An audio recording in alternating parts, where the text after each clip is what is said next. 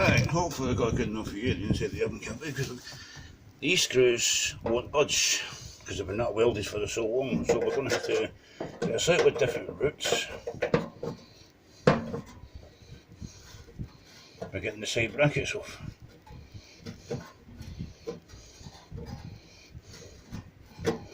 The windrush noise is the desk fan I've got sitting behind, because it's about 22 degrees or so, and it's going to rise to about 25, 26 at the peak of the day. In some areas, but there's also a weather warning out there. It may actually go cloudy. It may even thunder here later on, so I've been to show us the glassing for the light. We'll set that there where it's safe. And we'll take the bulb out as well, because I like to have the light working. It's nice to be able to see what's actually happening inside the oven.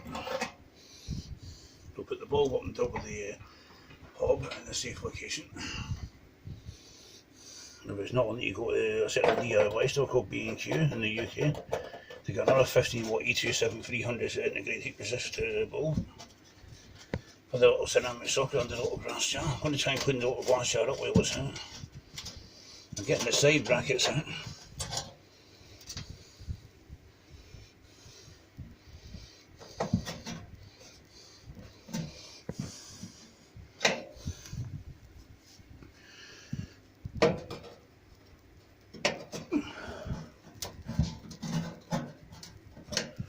Not easy to drive the screwdriver with that, so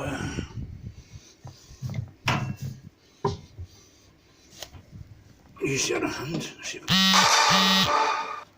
Oh, it's an SMS message on the phone, or a WhatsApp message, one or the other.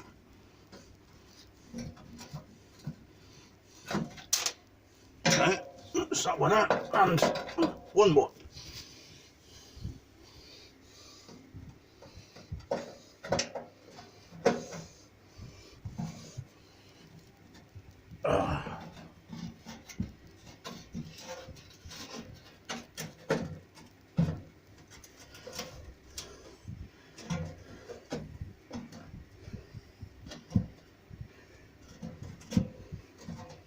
Oven cavity on a Creator Hot Point UK cooker. Was made in the 2000s. Now the side brackets are loose, so can I get the back out?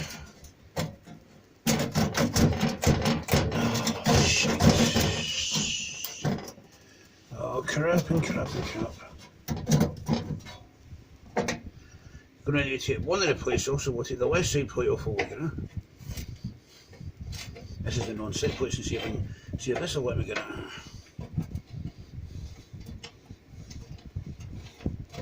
These plates will have to be replaced.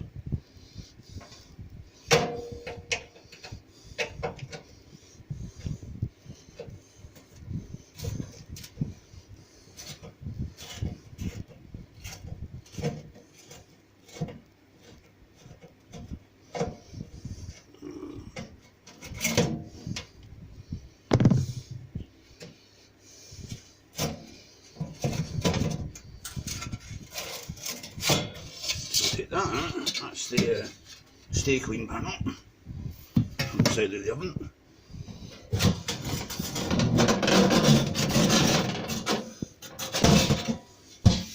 Then we can get the back plate out that way. This is filthy, and we'll give it a clean.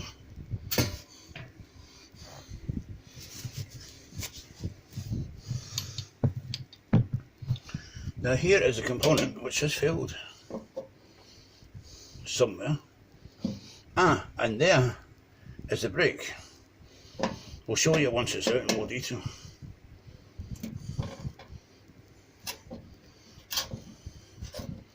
There's a big split outside. Yeah, it has failed, alright, it's failed. The circuit breaker cut, the oven light cut back in, and as soon as the oven light cut back in, there was a click. There was a click. I didn't actually hear any noise from me, because I wasn't here, because I was actually preparing something to put in there, and suddenly just gone, and the circuit breaker cut off, and the light on the isolator switch, the cooker isolator switch went dead as well, so we know it failed. So we retain that screw, because that's needed to hold the new one in, and that's the old one out. Well, apart from the fact we haven't taken the wires off yet.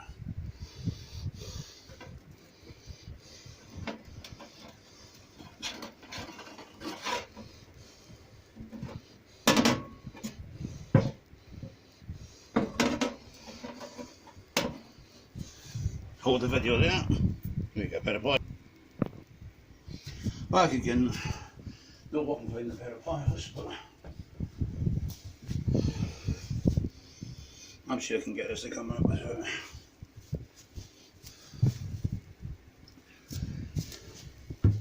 I'm sure I can get these off if we can get the angle right without pliers.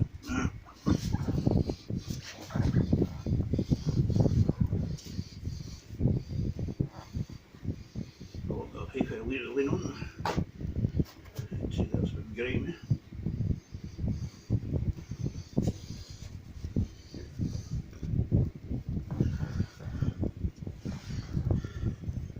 Because we're going to take a slightly different angle here.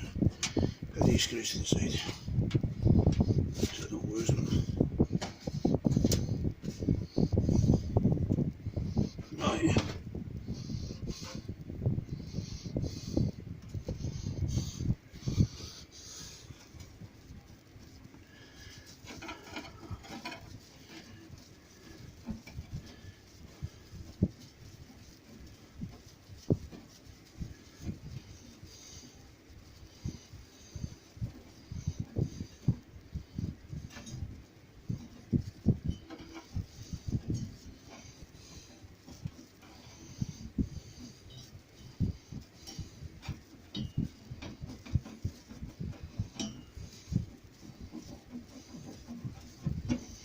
There's one there, it's the white one, which I presume would be the white one.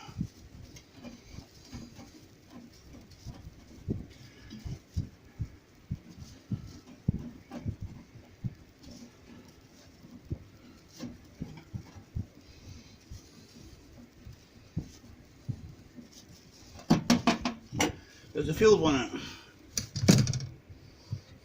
and it's also filled in one. We'll give you a detailed way of looking at it to show you where it's filled.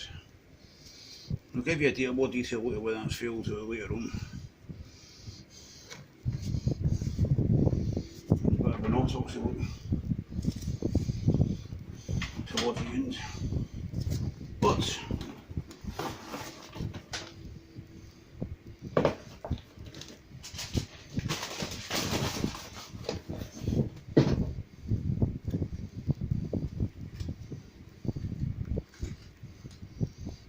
hot point indicate Allison Creed and Canon genuine spares. Oven heating element 2.5 kilowatt circular.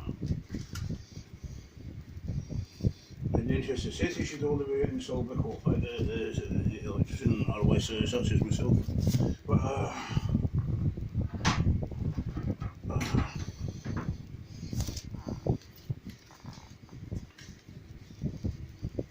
I mean, I'll be working in the trade today because that's for something that's better paid.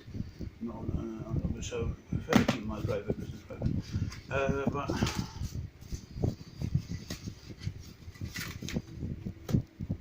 I'll still want the result of this, but let's check this is the same size.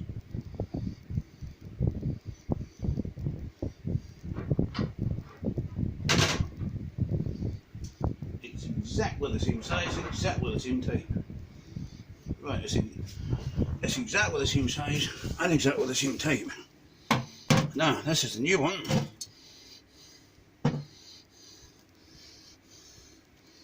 So, because I want to get myself into a position where I can actually hook it up. All the power's off, even the consumer unit switched off just as an extra safety precaution. We're working on stuff like this, always isolate the main supply. A 230 volt shock is bad enough. If you stick your fingers in the light socket accidentally when you're standing up trying to grab a light socket to put a new bulb in, where you took a dud bulb out of a light socket, but getting in the less it's shocking in an enclosed caveat like this causes the risk of other injury, such as batting your hands off the sides. Right, but connect the spade connectors on here. Make sure they're on properly, like that. Put this through the two guys at the bottom into place. And put the screw in here. secure it. Now the two connectors to the two connector tails of the wires aren't actually insulating these cookers, but they're far enough back so they won't go short to ground on the actual camera. Nah. When you get that spot on level. Now this is just brand new, it's why it looks so silver. Compared with the other one, looks so black because it's had years of use, over a decade of use. Now we fit this up with it tight, that's it. So that's basically it. So effectively the oven's back in business again. I'm not going to test it with the panels off, just in case anything goes bang if it's a faulty component. But I don't think it should be a faulty component.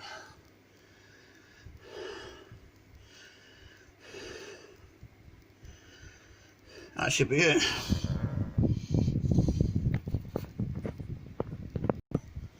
So what's that appealing with magic now? A sponge.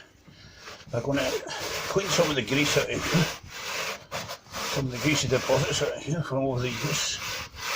This is not much of the self-cleaning size, I'm just going to clean that up a bit.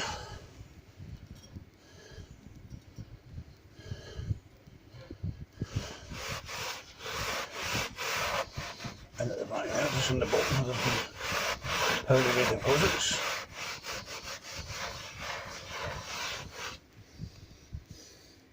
Get rid of that. Oops. Kneel on top of the desk fan that's giving me the cool air from behind. And we'll use that bit of paper. Oh, something's missing from the thing at the back, so we're going to need to undo that again and put it on, because we just found a little mistake that I have accidentally inadvertently made.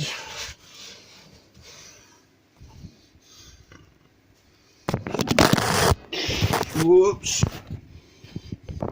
Make sure it's recording again. All apologies to all viewers for inadvertently knocking the mobile phone and flying that. It's on a makeshift stand sitting on top of the base of the actual desk lamp over the, which is using the flexible thing to hold it in position. So I'll just knocked it accidentally. I'll try to grab the screwdriver. All apologies for those who became dizzy watching that. So we'll try and see if we can get that to sit in there. Obviously it came out again. Put that little washer thing and bring it over there. Set this back in the heating element. Stick it back in the hole.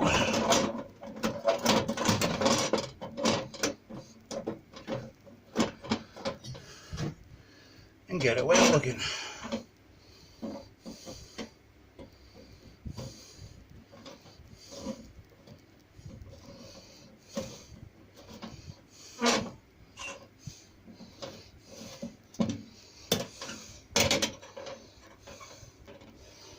So well.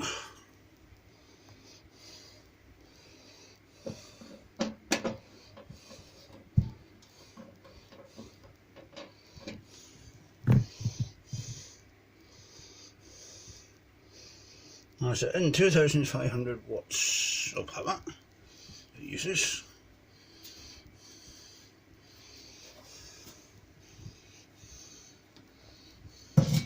Nope. Try not to do water destruction while I'm doing this. Now we got into this in a bit of an oddball fashion, so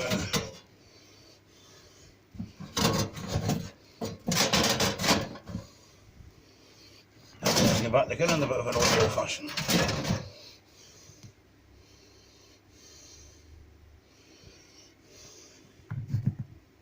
So I'll try not to knock the camera flying this time, because I'm going to need to slide along and get a lower position to get some get the angle right. So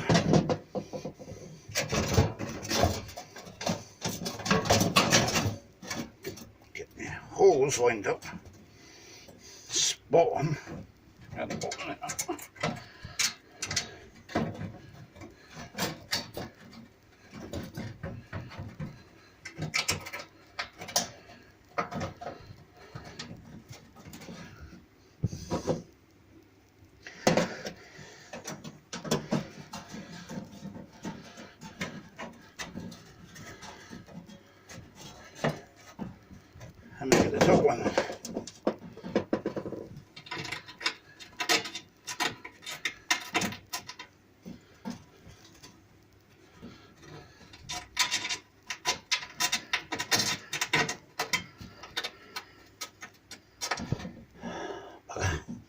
Bugger, bugger, bugger, bugger.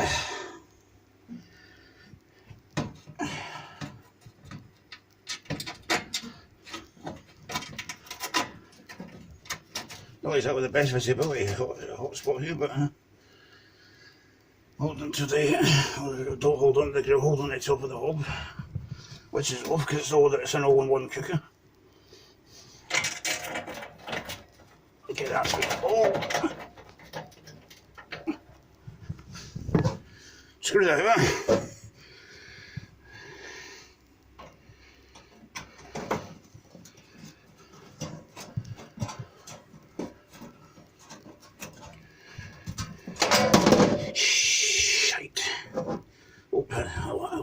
Again, this means the video is not suitable for kiddie viewers.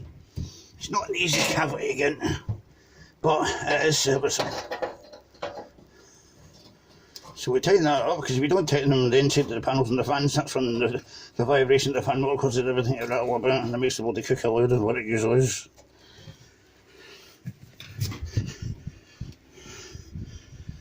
And then pain in the arse down the stairs starts fucking complaining to the bloody landlords. It was just about the bloody noise of the bloody cooking. So I've already had complaints about the bloody washing machine, which is normal living noise. Yeah, that and it's also all cunts in it all the time. Oh. The nuisance neighbour's a story for another time, but let's concentrate on what we're doing here. Putting the oven back together, because once we get this back together, we can get a running test to make sure it's working.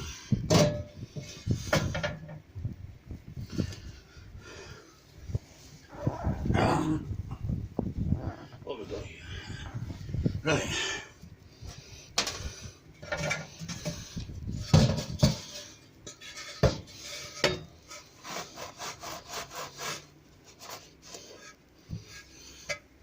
And a little bit more paper.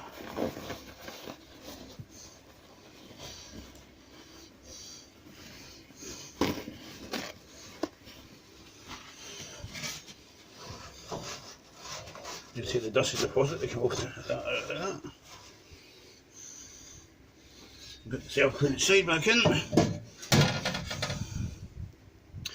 See with this, once you get one screw at the back, to actually thread on and actually catch onto the actual secure anchor and point to get up and stick inside the oven cavity, it's not so bad. It's actually pretty easy going.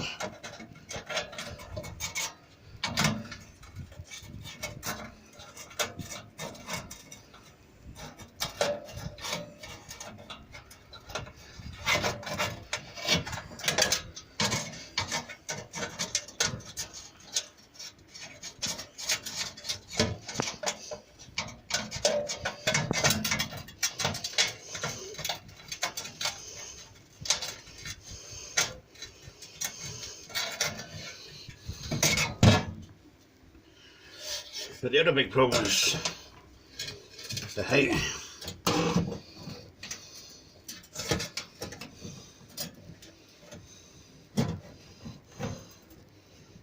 So we stick that in there.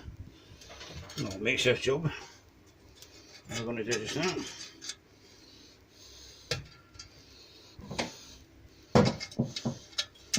Use the end of a screwdriver, which I will remember to take out.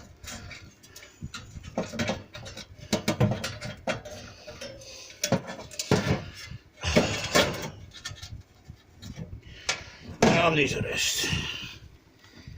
Right, basically that's it. Other than getting the thing put back together again. So the arm's a bit sore there, but it's nothing to worry about. Just the state of the angle getting.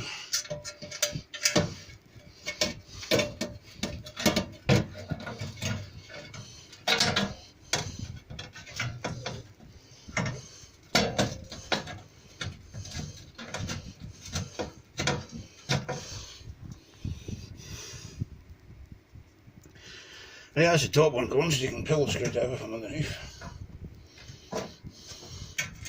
Well, not quite yet. Get the bottom one. There's a hole in the panel for that screw. See it, and there it goes. Feed it into the hole for the screw on the bracket for the back panel.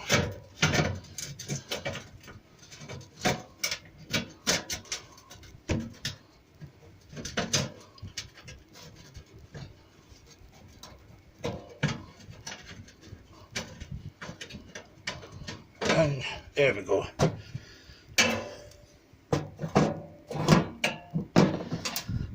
We'll tighten them up, of course.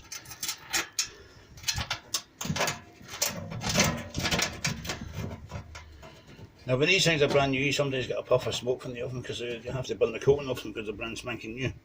It is a new component. So it should give me years of service. Well, sometimes they last for a year, sometimes they last for 5 years, sometimes they last for 10 years. You know, when you use the oven quite a lot like I do, sometimes these fucking things sometimes these things last for 3 to 5 years, sometimes they last for 7 to 10 years. It just depends on how well made it is, more than anything else. Right, front of the side with the side line reattached. Tighten these back screws up.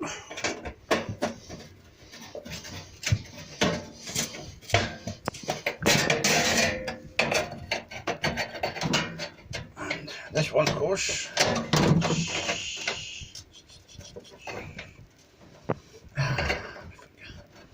I'll give myself a finger in the process to that screwdriver. That's a reversible screwdriver. I know the top of it is broke, but it's got better top than that other screwdriver. The other screwdriver's a bit chewed.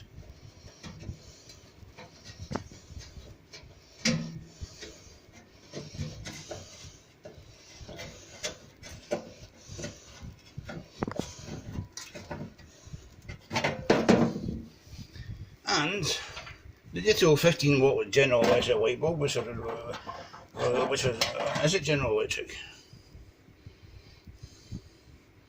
It was General Electric, GE Start. No, it's not GE Start, it's GE Specialist Market. You can't use an LED in that. So the original bulb was a Philips bulb. The second bulb was General Electric from B&Q. The third one was General Electric. It needs replaced again, and I go to the old DIY.com, B&Q. Not meant to advertise, but they're the UK's biggest DIY retailer. That's where I get the bulbs from. Then the replacement bulb will probably be Philips. But that seems to be what they seem to be dealing with Philips lighting. Use that soapy sponge to clean the little ends out a bit. Get some of the greasy mark off it and I'll let some of the light out. And a bit of paper. Kitchen roll. If there's any wind noise coming through in the video here, it's coming off the desk one, and I'm actually going to ask to keep cool here. Because it's summertime over here in the northern hemisphere.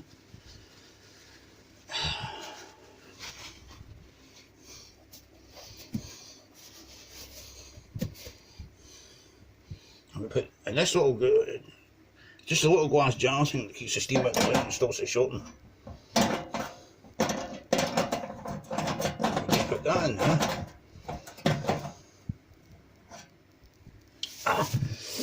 Oh me elbow, so line on the floor there. Let me just tighten that up there, but not over tight, just tighten it.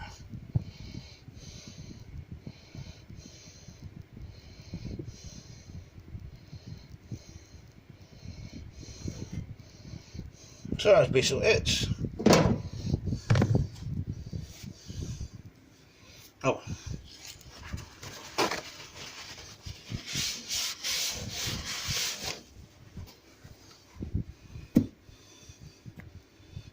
That's basically it. Let's lift the fold off. That's everything in place again. Even the light in place. Side rolls. Self-cleaning walls at the side. Good job done. There's the extension wood that was powering the light in the front. That's 16 amp, 3.8 kilowatt, 1.5mm squared. With the Duraplug rubber plug, 13 amp fuse goes on the twin socket. That there's my fruit juice, Stilton juice, double concentrated, Morrison Store's own brand. That's actually not bad. And the Kerrig soap, obviously with the Bruno Barish. No, that's a Hobbs Frizz. And there's the old, and here is the dead as a dodo oven heater. The heating element for the oven, look, right. From where the live wire comes in there, it's split there, so it's had the catastrophic failure. It's failed there. It looks weak all the way around the ring. If you turn it over, there was another one that I seen, set it the way it was and it was hanging in the oven. There was another one I seen, another weak spot there, that's the spot there, so that is a total failure. But you can't complain when you've had 10 years of service and it hasn't failed. So we'll set that to the side, that's got to go to the bucket, we'll put it in the package and get rid of it. And now we're going to put the kitchen roll back there. I know it sits in frying pans, but the frying pans, I couldn't hardly use those pans in, with the pans I used in it, so the cover bowl, but that's not turned on, so let's get the power back on. So turn on the switch, let's turn on the oven.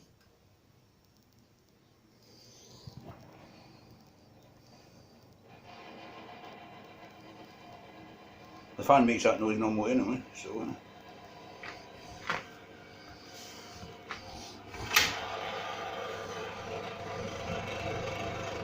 we can smell the units open, it's working. Oh, we get that new smell off it. I'm going to get a wee bit going. Turn it up to about 100.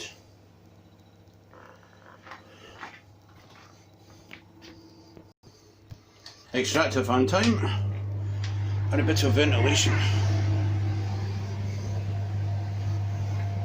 We are going to get a puff of smoke, which is normal. The puff of smoke is nothing to worry about, it's normal when you're using new heating elements. So, the S thing there,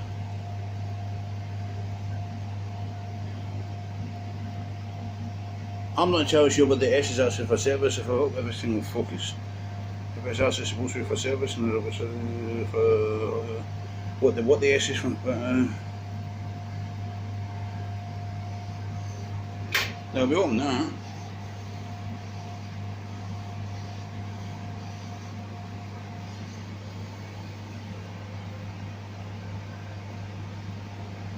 That one's getting hell of a ridge.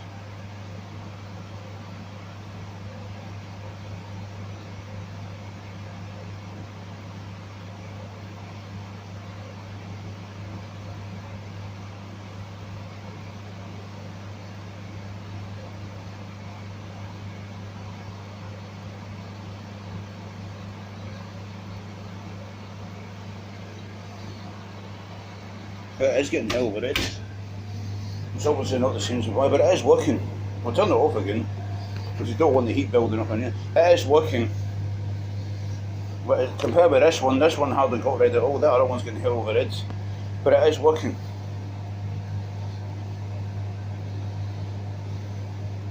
It's smelling a little bit because it's new, but it is working.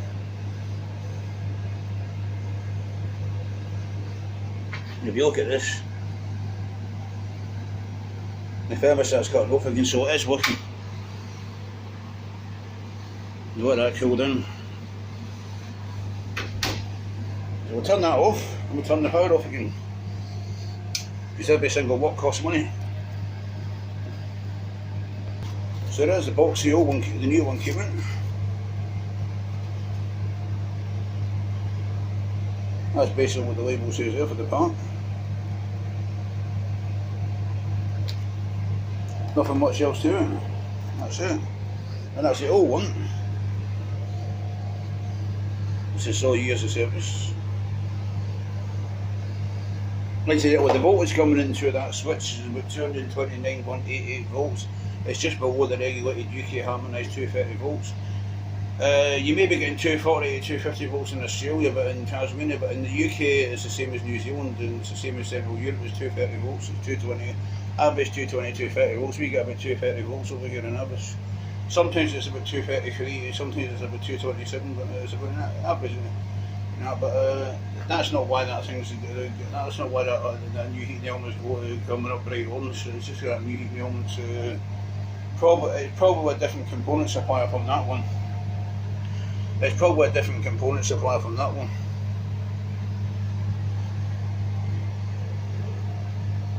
That one could have been supplied by Philips or Panasonic. Is an outside supplier, but it's possible the new one. It's possible that the new one's possibly supplied from the likes of David or something like that. Or who knows who supplies it, but who supplies the hot point parts. But, as long as it doesn't go bang. The thing going orange, when that the new one going a bit orange, when that one doesn't go orange, is a bit of concern. But it's probably just the component manufacturer of the type. But that is exactly the same type and exactly the same voltage.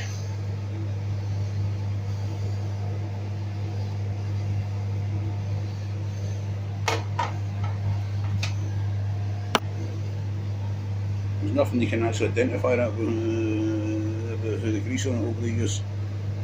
But 2.5 kilowatts, so that's it fixed for now. Hopefully the new one lasts a decent length of time. So thanks for watching everybody, and please remember to like and feel free to subscribe.